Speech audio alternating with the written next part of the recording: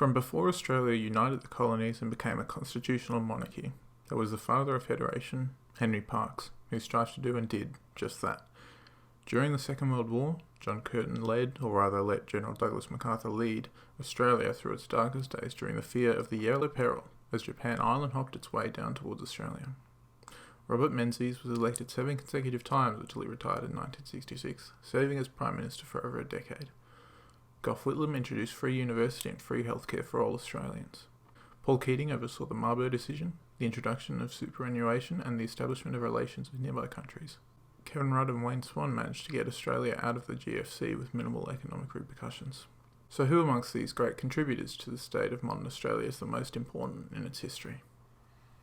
None of them. Instead, I believe this title should be awarded to Arthur Calwell, a man who was never Prime Minister, but had more to do with modern Australia than any Prime Minister before or after him.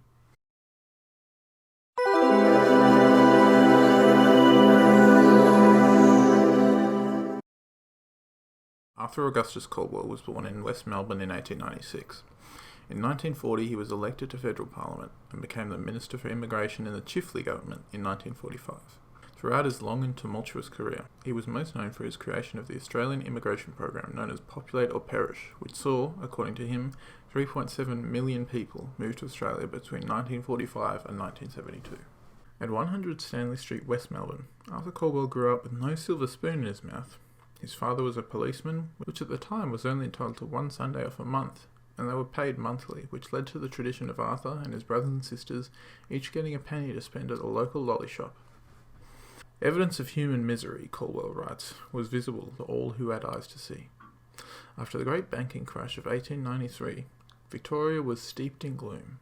Though Melbourne had a sewer system installed in the 1890s, the hygiene situation was equal to that of any other state capital. Calwell nearly died when he contracted lingural diphtheria, which gave him his unique voice. One of Calwell's favourite kinds of youthful japes was to go to the nearby Flagstaff Gardens with his friends, climb up the lampposts and turn off the gaslit lamps, evading the police as he went and hurtling home before his father checked to see if he was in his room at 9:30. He graduated high school, and since a university education was beyond the reach of almost every one of us, Calwell looked to the public service. His mother was ill and was unable to see him matriculate before she died aged 40.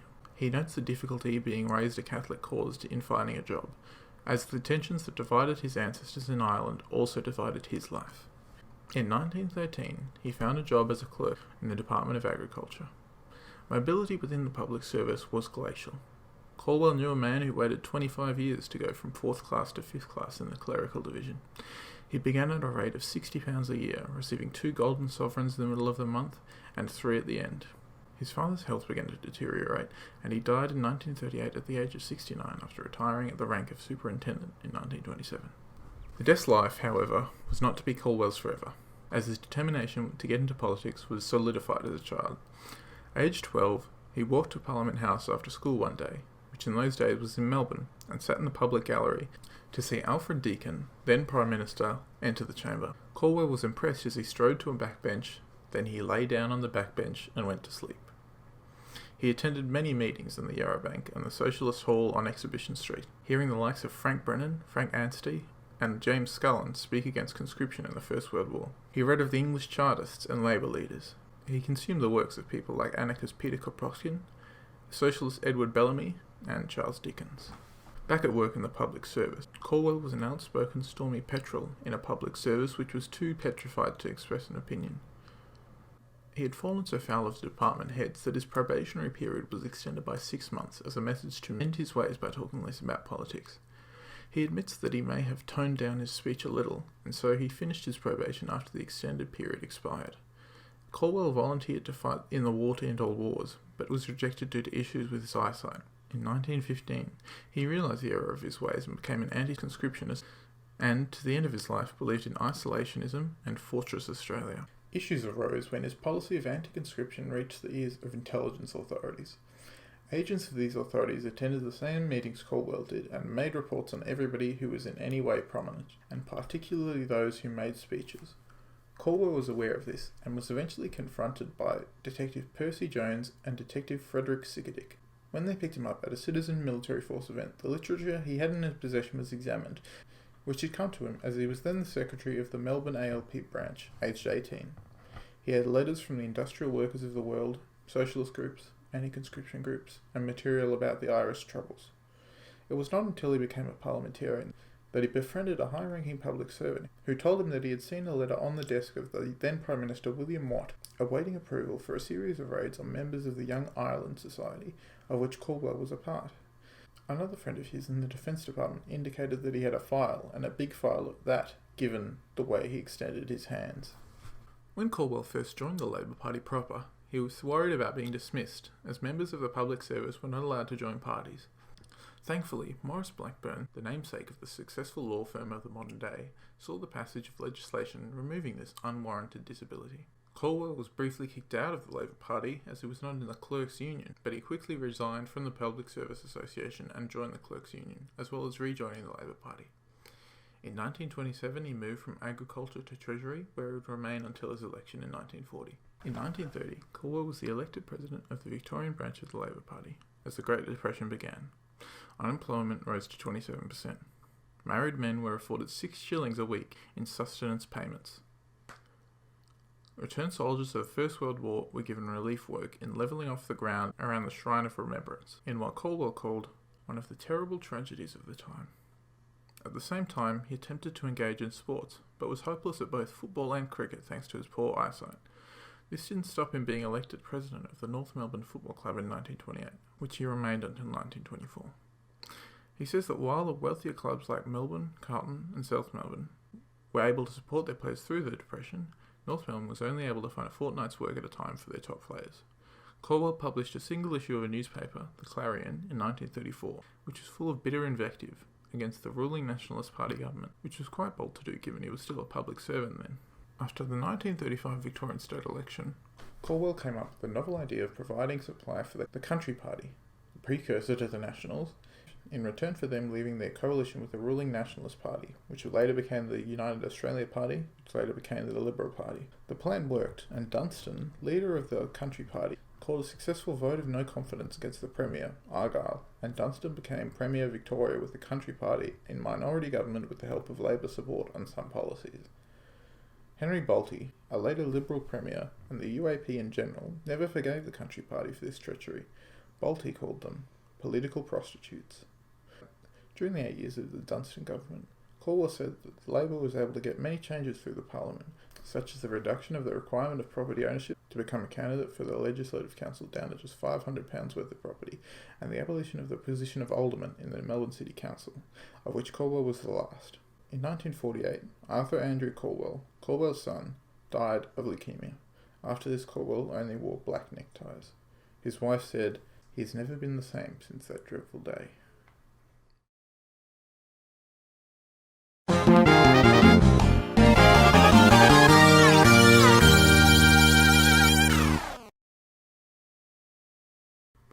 Calwell wrote that he was proud that it was a Labour government which created the Immigration Department. He was a forthright advocate for population growth even before the Second World War had ended, suggesting the idea of a Ministry of Immigration to Prime Minister John Curtin in 1944.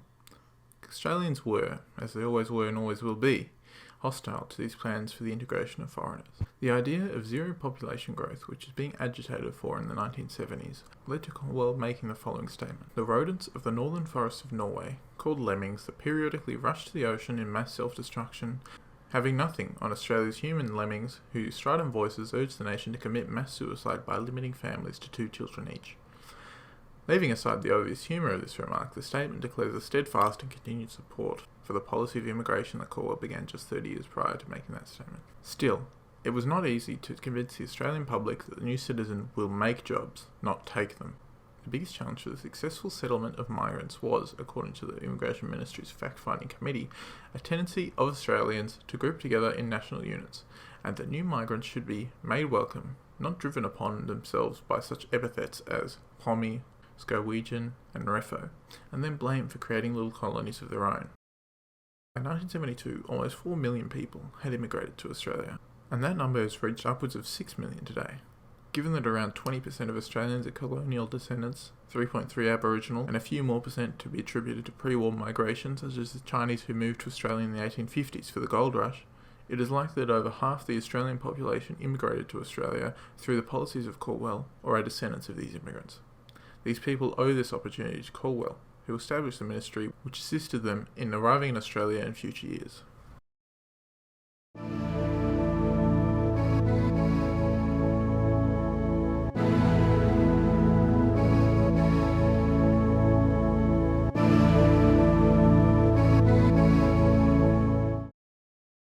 In 1945, though remaining a devout Catholic throughout, and later being awarded the Knight Commander's Cross of the Order of St. Gregory the Great with Star, Calwell began a long and politically damaging battle with the Catholic Church. In his own words, he became the first Catholic layman in the English-speaking world to challenge a papal appointment. The appointment of Archbishop Norman Gilroy as the first Australian cardinal by Dr. Giovanni Panico, representative of the Vatican in Australia, who was known in the Australian clergy as Panicky Jack and of uncertain ability, according to Calwell, should have gone elsewhere. This greatly upset the Australian Catholic world, leading to a telegram being sent to him by the Bishop of Ballarat, Dr. James O'Collins, that declared his statement on the decision to be undignified and unjustifiable. Calwell replied in kind that, "I equally resent nature and tone of your telegram. Dr. Panico's presence in Australia has been an embarrassment to this country. I'm convinced that your views on my statement are not supported by great majority Catholic laity." This action by Calwell would lead to years of conflict with conservative Catholic voices, particularly Bartholomew A. Santamaria and his National Civic Council.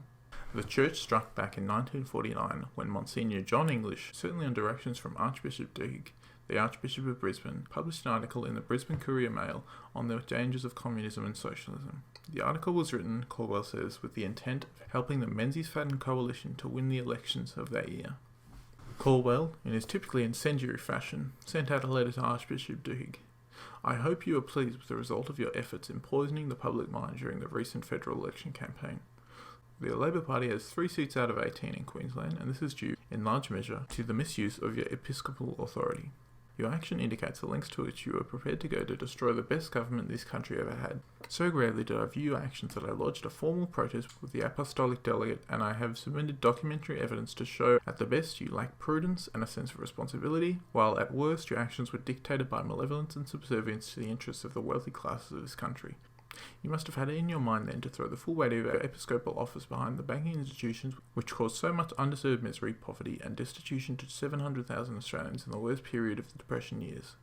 For this, Calwell was excluded from numerous Catholic events and was the target of constant sniping by the National Civic Council, controlled by B.A. Santamaria.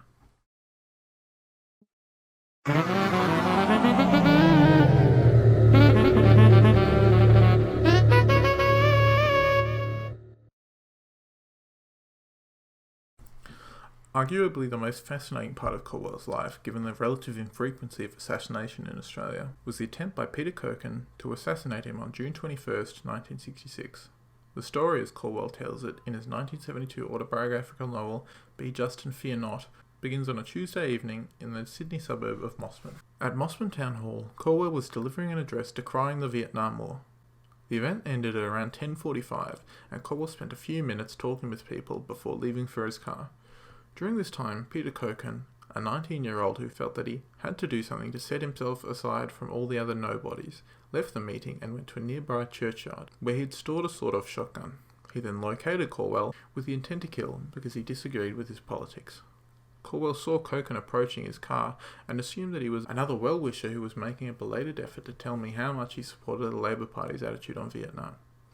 Thus, he began rolling down the window of his car. Before he could get a word out, Kochen trained his gun on Calwell's jugular and fired. Calwell usually left the window down in his car, but in this case he hadn't, and it had saved his life.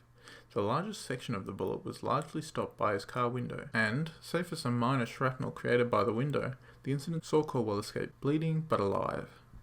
He ran out of his car and found Senator Douglas McClelland, who asked him, "What happened?" Calwell replied, "I've been shot." Kochen, meanwhile, fled the scene, but was caught by 2 young men who were awarded medals by the New South Wales Police Commissioner. Calwell was taken by ambulance to the Royal North Shore Hospital. Pressmen, who wore trousers pulled over their pyjamas, badgered Calwell for photos and statements, but he was in no state to reply. The senior resident doctor described his injuries as minimal to a London newspaper. The news was, by 11, being broadcast across the Commonwealth. 2 policemen visited Calwell. bringing the police commissioner's sympathy. DS Bill Purcell and DS Fred Longbottom arrived after, as Purcell tells it, the first officer to respond. Senior Detective Brian Ballard called him and said, "You better come to Mossman Town Hall, Sarge. Calwell's been shot." "What? Caldwell shot? Who'd want to shoot poor old Jack?" Purcell asked. Jack Caldwell was a nearby second-hand car dealer. "It's not Jack, it's Arthur Calwell." Purcell, who was in bed at the time, uttered an expletive, jumped out of bed and said to Ballard, "Get me a car." Calwell recovered from his injuries, and for several weeks afterwards was afforded a Commonwealth police bodyguard. And on an occasion, 2 weeks after the attempt on his life, Calwell returned to Mossman Town Hall for another anti-Vietnam rally. Calwell described the police contingent as big as President Lyndon Johnson had when he came to Australia. Meanwhile, Cockham was questioned about his actions. When asked whether he would have tried to shoot the Premier of New South Wales, Cochrane replied that the Premier was not important enough. When Calwell told this story to Victorian Premier Henry Bolte, Bolte was pleased to know that there were some people in the community who did not think premiers were important enough to be shot at. Calwell told Cochrane's mother that on the evening of the attack he had forgiven Cochrane and was happy to receive correspondence from her son. Replying to his letter that was very contrite and sensible, Calwell accepted his apology, urged him to forget the incident, and wished him well. Calwell visited Cochrane in prison, with no hatred in his mind. He reflected in Be Just and Fear Not that he should have expected an attack of this type before it came. He had become a target for much abuse, as his phone number was publicly listed, and he frequently received abusive phone calls and letters. Calwell concludes this section by saying that over the many years I have been target for much character assassination, but I know that it will never cease while I am alive.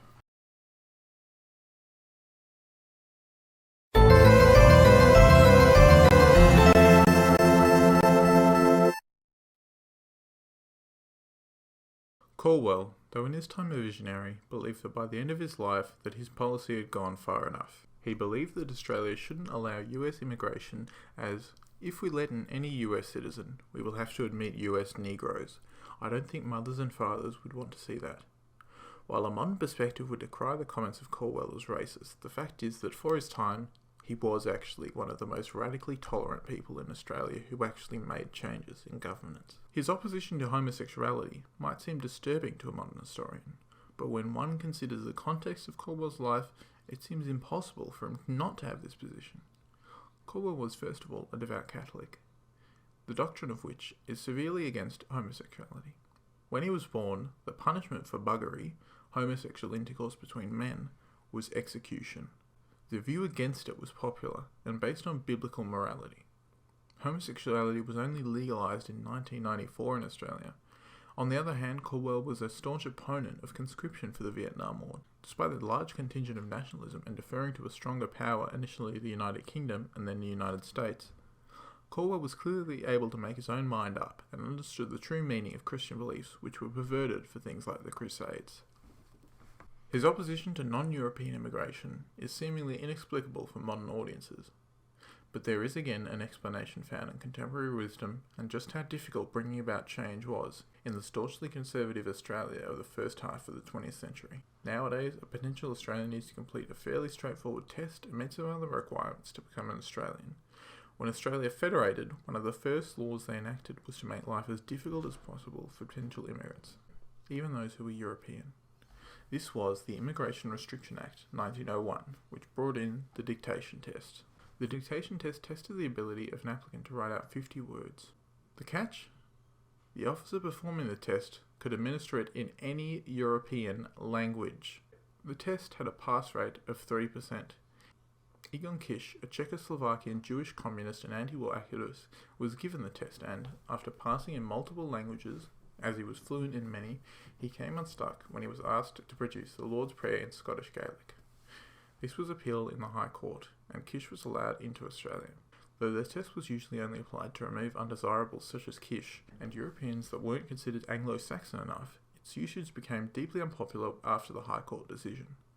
With such great lengths being taken to prevent immigration, the fact that Calwell wanted these people from nations other than England and Ireland was remarkable. Though we justified this under the guise of protecting Australia from the yellow peril, the effort fired the first shot at the White Australia policy. Then there's the two Wongs don't make a white incident. Calwell alleges that following an incident in which two men named Wong were confused and that one was served a deportation notice, but it was the wrong Wong. Commenting on this, Calwell said that two Wongs don't make a White, in reference to the member for Balaclava, Thomas White. But when it was reported, the word white was represented as an indication of race, and the remark earned Calwell much negative press attention and accusations of racism, though Hansard is on Calwell's side. Calwell was much ahead of his time on Aboriginal affairs, as he wrote that they are the only non-European descended people to whom we owe any debt. Someday I hope we will do justice to them. It was only 5 years prior that the Aboriginal people of Australia had been recognised by referendum as human beings rather than fauna. Calwell drew criticism for his limitation of Australian immigration to white nations, which included nations that were contemporarily not considered white, as white was generally viewed as being of Anglo-Saxon stock, with mainland Europeans being considered foreign. Later, Calwell would attempt to deport certain immigrants, who, he said, would bring about a mongrel Australia. The Wartime Refugees Removal Act was used to remove non-European refugees from Australia who had sought asylum in Australia during the war. Calwell declares in Be Just that any man who tries to stigmatise the Australian community as racist because they want to preserve this community for the white race is doing our nation great harm. Remarks like this are indefensible from a modern standpoint, seeing Australia as the fairly well-integrated multicultural place it is. As stated previously, Calwell was flawed by modern standards of racism. Though he was an advocate for his version of the White Australia policy, he did in his time begin its destruction, though perhaps inadvertently, and allowed some previously unacceptable immigrants to bypass the heinously prohibitive Immigration Restriction Act.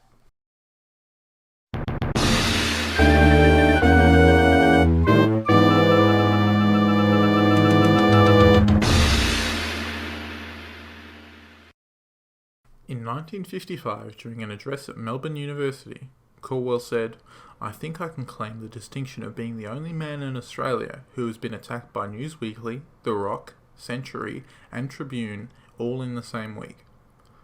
Currently, there is a lot of talk about the media, especially the Murdoch media, and its role and power in Australian politics. The influence it has in determining leadership spills, policy decisions, and electoral results is massive.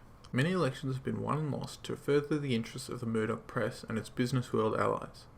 Rupert Murdoch's reputation as a cancerous scoundrel is perhaps superseded by that of his father, Keith Murdoch. One thing he tried to do was, in coordination with Charles Bean, a war correspondent, get Prime Minister Billy Hughes to rescind his request to have Sir John Monash promoted to the rank of general. Fortunately, they were unsuccessful and Monash became our second Australian general and the first Australian to lead an Australian corps. Calwell wrote that he despised Murdoch for his exploitation of human misery, and accused him of destroying the Scullin government of 1931 to 1932. Calwell certainly had his fair share of bones to pick with Murdoch, as he was often the target of attacks by the press. Sir Wilfrid Kent Hughes once published an article in the Melbourne Herald, which was one of Murdoch's, surrounding Calwell, which seemed to imply that he had a conflict of interest in his place working for a Victorian non-Labour government, which saw Calwell awarded £150 in damages from the paper and a similar amount from Hughes himself. During the Second World War, Calwell was the Minister for Information and was in charge of the flow of information from the front. In one incident, Calwell's chief censor forbade the Sydney Morning Herald from publishing an article which the federal censor and the censor of New South Wales agreed could have endangered Australian prisoners of war. In response to this, the SMH planned on printing blank spaces, indicating that they have defied them. Calwell ordered the newspapers to be seized at 3 a.m, sending Commonwealth Police to do just that. A state election year, a person working for the New South Wales state government told the New South Wales Police Commissioner to make a statement making it clear that the officers were Commonwealth officers and not state ones. Calwell said that the New South Wales Police Commissioner was an Australian Fouché, if ever there was one. The Herald appealed to the High Court for an injunction, and one constantly rude old judge asked, "Why can't I read what I want to read in my morning paper?" Calwell called the judge, who sided with the other judge, a shellback ingrate. Murdoch in a later article likened Calwell to a goat during a trip in Indonesia. Calwell challenged this remark and Murdoch stood by it, which sent Calwell's blood pressure up, and made him eager to tell Murdoch very succinctly and very forcibly what he thought of him. The opportunity came in 1952, when the two crossed paths in Parliament House. Calwell spat venom, calling Murdoch a bloody old scoundrel, which must have upset him, as when he saw Murdoch later that day in the Labour Party lobby, Murdoch looked at him with eyes of hate. Murdoch died of a heart attack the next day. Calwell had the impression that he had pointed the bone at him. Rupert Murdoch went to financially support Calwell in the 1963 election.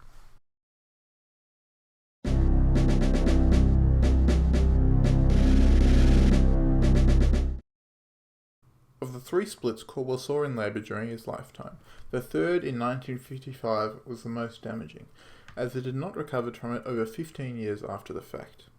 As in the United States, a fear of communism began to spread across Australia after the end of the Second World War, and especially the communists were infiltrating the trade unions. Many unfounded allegations were made against many Labour politicians that they were associates of communists. This was expanded after the Petrov affair, which saw Prime Minister Dr. Herbert Evatt accused of having assisted the communists to strengthen their position in Australia. In October 1954, Evatt struck back, saying that the members of the movement, a group of primarily Victorian, primarily Catholic Labour members, had, since 1949, become increasingly disloyal to the Labour movement. In 1955, the Victorian executive was removed and a new one was installed. Later that year, at the Federal Conference of the Labour Party, the Victorian delegation was made up of the new executive as well as the now dissolved old one, and there was immediate argument as to which Victorian delegation was truly representative. Eventually, the new executive was found to be the proper one, and so the old executive, as well as 17 other delegates from around Australia, left the conference. Some of those who abandoned the conference formed the Australian Labour Party, anti-communist, which later became the Democratic Labour Party. Calwell believed that Evatt should have resigned at that point, and told members of the federal executive just that, because of Evatt's dealings with the National Civic Council, which Calwell wrote had perverted the theology of the Catholic Church in Australia. Since he had major issues with both sides of the conflict, Calwell adopted an attitude of "a plague on both your houses," and God help the Labour Party when it comes to this. Returning to Melbourne to speak at Melbourne University after a brief appearance at the Labour conference in Hobart, Calwell spoke on the importance of unity within Labour, his opposition to sending troops to Malaya to defend Western investments, and the options for Labour going forward, to either bolster the fallen fortunes of a leader or bend every effort to capture power. In the 1955 election, Labour lost 10 seats and was pushed further from government than they already were. Evatt in 1958, after losing Labour another 2 seats, offered to resign as Prime Minister if the DLP would give them their second preferences. The DLP declined the offer, and in 1960 Evatt became the Chief Justice of the High Court, in what was seen by some as an effort to give Evatt a dignified exit from politics. Calwell became the leader of the Labour Party. The DLP continued to cause issues for the Labour Party for over a decade. It was, Calwell says, a splinter group, with the nuisance value only.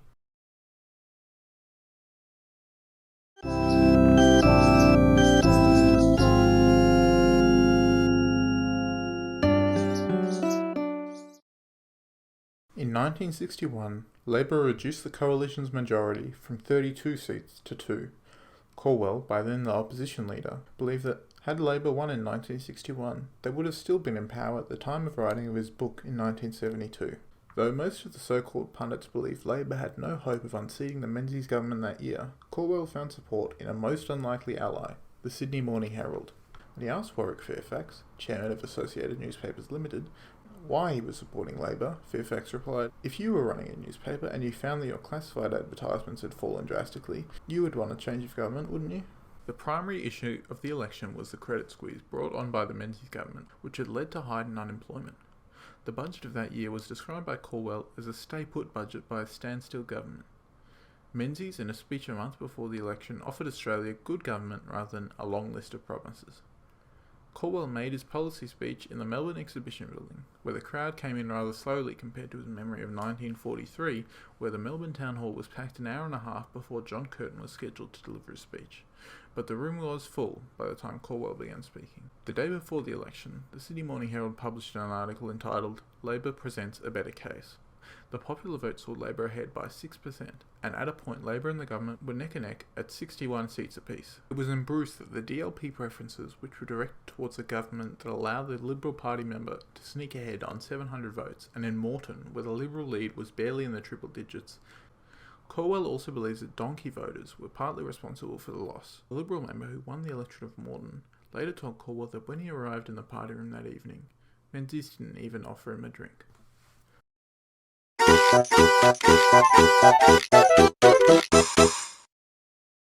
"Do you know that man?" John Curtin asked Arthur Calwell in Collins Street, Melbourne in 1940. Receiving a reply in the negative, Curtin informed Calwell that his name is Steinberg. He was a minister in Lenin's government and he signed more death warrants than any other man in Russia. Isaac Steinberg was in Australia with the intention of creating a second Israel in the Kimberleys. After leaving Germany after the rise of the Nazi Party in 1933, Steinberg set about finding a suitable place to relocate 75,000 Jews during the Holocaust. His plan was initially welcomed, though the Labour Premier of Western Australia asked for the guarantee that the resettled tens of thousands would not leave for the cities, as they would become a charge on the government, according to the Premier, and would bring about a great deal of anti-Semitism, according to Calwell. Steinberg began currying favour with influential groups, including the ACTU, the Australian Council of Trade Unions, clergymen, and the media. On reflection, Calwell believes that had they continued on this path of good intentions, based on their desire to help those who were suffering as a result of the Holocaust, the destination would be as the proverb foretold. The three main issues Calwell had were that there was never enough money for the project, there was no way to keep them there, and the biggest issue was handing over an entire section of Australia to any one race or religion as a completely separate entity from the rest of the nation. The ACTU made it clear that they were behind the scheme, continually pressing the government for action, despite the fact that the government was slightly preoccupied with fighting a war that it was not necessarily winning at that point. In 1943, Steinberg left Australia and wrote to Curtin from Canada, appealing to him, not on the political field, but if possible, from man to man. Curtin told him that after the war had ended, a committee would look into it. The committee looked and found in the negative. Curtin told Steinberg this, but Steinberg would not be discouraged. He continued to seek support from the ACTU and the Church. He went to the United Nations to discuss the matter of Jewish homelessness. Frank Ford, in his 7-day tenure as Prime Minister, told Steinberg that it had been decided to adhere to the decision previously conveyed to you. Chifley was the next Prime Minister and told Steinberg that a priority would be given to the Jewish relatives of the people living already in Australia. Calwell believes that he, as the Minister for Immigration, and the Labour governments of the 40s as a whole, did more for the Jewish people than any other country did proportionately. Steinberg wrote a book lamenting about not finding a sovereign nation to colonise. He never did find a place for European Jews to live. Jews living in the USSR were uncooperative and unhappy, according to Calwell, and they would soon look to North America and Australia for their futures. Of these Jews that he knew in Australia, they were initially members of the Komsomol, the Russian Communist youth movement. They later became wealthy men with allegiance to Israel and had no interest in supporting Steinberg's plan.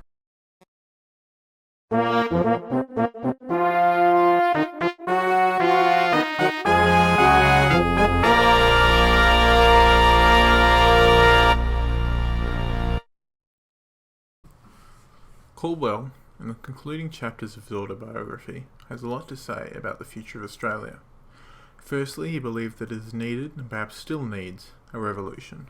He believes there is no alternative worth talking about, given the mess that capitalism has made of our society with its wars, its pollution of the air, the sea and the land, and its degradation of our moral, social and economic health. He called for sweeping changes to create an Australian socialist society, but believed that Australians are too smug, too greedy, too slothful to care about the benefits of socialism.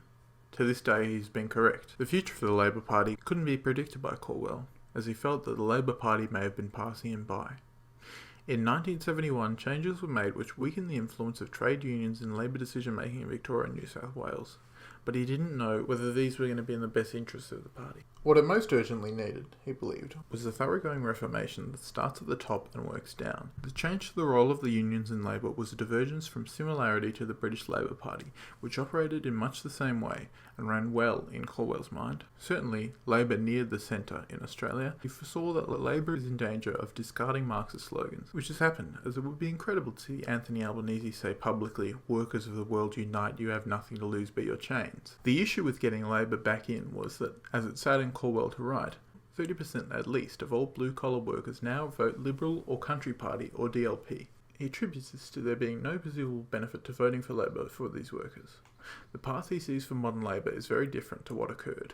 All genuine Labourites should hold the view that capitalism is innately wrong, is morally unjustifiable, is the cause of war, prostitution, social injustice and almost every form of human misery, and should be replaced by democratic socialism. The ALP website today presents a few different policies which work in the interests of workers, but no section on the grand transition to a unitary socialist society with some major industries nationalised. The issue of the party without a great leader is one that affected Calwell in 1972, as it does now. As then, we have no Curtins, Chifleys or Everts. In 1972, Labour took power once again with the now revered Gough Whitlam, for the first time since 1949. He lasted only one more election before he was dismissed by the Governor-General. Then there was Hawke, the almost universally popular Labour man, who brought Labour 4 election victories. Then there was the less popular Keating. After 11 years of Howard, then the most popular Prime Minister since Newspoll began conducting polls, Rudd. After the Rudd-Gillard-Rudd years, however, we have no Whitlams, Hawkes, Keatings or Rudds. The reforms after those years which dealt with the faceless men reputation of the Labour Party by allowing rank and file to influence the leadership have led to relative stability, but the issue is not instability, it is the lack of capable and likeable leadership.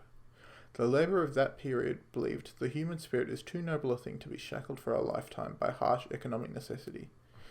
There were those in Labour, however, whose goal it was to create an agnostic, hedonistic society based on Freudian philosophy. These philosophical anarchists, even then, were those in the Labour Party who were moving away from socialism. It would be hard today to even get a look in at the leadership as a full-blown socialist. More generally, Calwell took issue with many aspects of the government's responsibility that were poor quality. The humiliations and sufferings of unemployment were, to him, morally unjustifiable.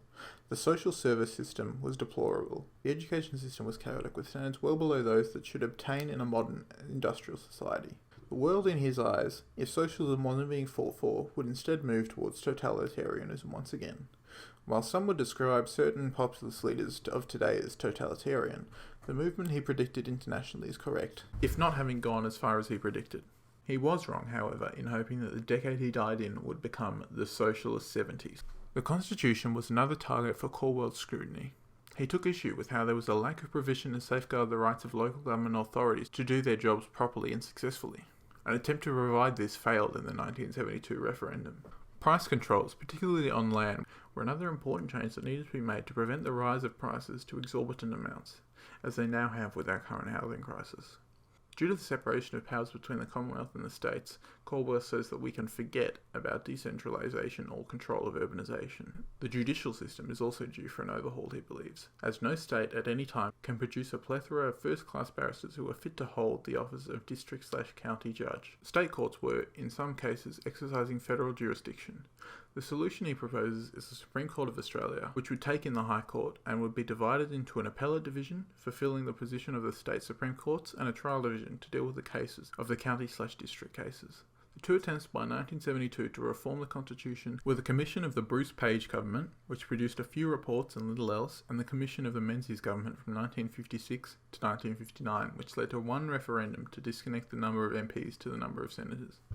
On this matter, Calwell calls for the abolition of the Senate, the most obnoxious of all the gerrymandered forms of parliamentary representation. The most obvious point in need of remedy is that each state has the same number of senators, with Calwell noting that at the time, Tasmania has 400,000 people and returns 10 senators. New South Wales has 4 million people and also returns 10 senators. This leaves Tasmanians farcically overrepresented, with 10 times as many senators per capita in 1972. This has risen to around 16 times as many today. Lame duck senators are another issue as, if they have no reason to assist the Parliament, which is usually re-election, some will violate every canon of decency and every tenet of democracy, and after the 1987 Parliamentary Privilege Act prohibited expulsion of a member elected to a house, there is even less that can be done about that, save for the ballot box. The only powers the Senate has, Calwell says, is to frustrate the popular will unless it is brought into line with the threat of a double dissolution, and the power to blunder, the power to waste public monies with continuously long and unnecessary sittings, and the power to stage pantomime performances initiated by so-called rebel government senators and the reactionary political blackmailers who constitute the DLP. In 1970, on June 18th, the Senate sat for 19 hours requiring table officers, library staffs, clerks, typists, attendants, messengers, refreshment room staffs, transport drivers and police to work with only 2 meal breaks and a supper adjournment during this marathon sitting, all at the whims of the senators. Labour senators who were involved in this were reprimanded by the unions as being recreant to basic Labour principles. On the boundaries of Australia itself, Calwell wants to abolish the states and create upwards of 12 county council-like bodies around Australia, with delegated power only, removing the separation of powers and placing supreme authority in Canberra.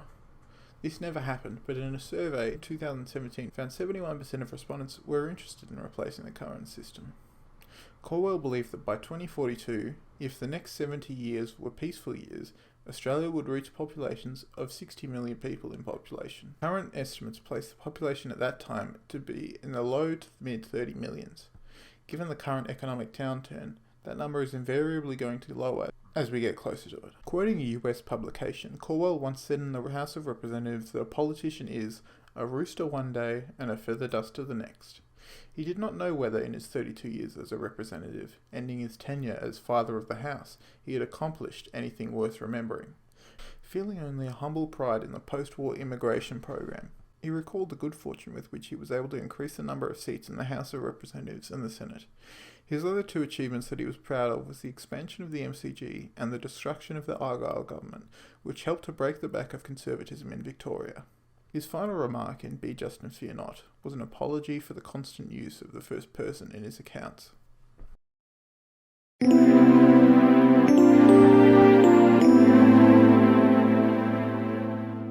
In 1973, Arthur Augustus Calwell died, aged 76, and with him the socialist element of the ALP. Senators from the Labour Party, the Liberal Party, the Country Party, and even the Democratic Labour Party all made statements of condolence. Labour Senator Lionel Murphy declared that it is due to his efforts and the schemes which he espoused that a great number of people now in Australia are able to live satisfactory lives in a new continent. Liberal Senator Reg Withers said Calwell was a fervent and very great Australian. Country Party Senator Thomas Drake Brockman said that Australia has lost a great son with Arthur Calwell's passing, and this Parliament and identity. Senator Justin O'Byrne wrote a poem by Les Haylen entitled Arthur. Calwell, despite his white Australia policy advocacy, believed that no matter what our ethnic origins may be, we belong to the same nation. We share a common destiny. We have one sunburnt country, one willful, lavish land to develop and hold now and forever for ourselves and our children.